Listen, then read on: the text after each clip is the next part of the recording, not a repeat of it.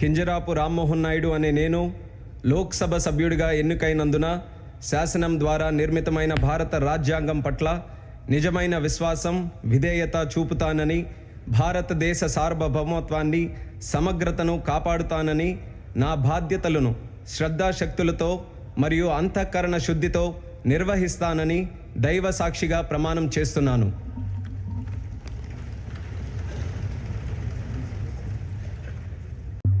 కింజరాపు రామ్మోహన్ నాయుడు అనే నేను లోక్సభ సభ్యుడిగా ఎన్నికైనందున శాసనం ద్వారా నిర్మితమైన భారత రాజ్యాంగం పట్ల నిజమైన విశ్వాసం, విధేయత చూపుతానని, భారతదేశ సార్వభౌమత్వాన్ని, సమగ్రతను కాపాడుతానని, నా బాధ్యతలను శ్రద్ధాశక్తులతో మరియు అంతఃకరణ శుద్ధితో నిర్వహిస్తానని దైవ సాక్షిగా ప్రమాణం చేస్తున్నాను.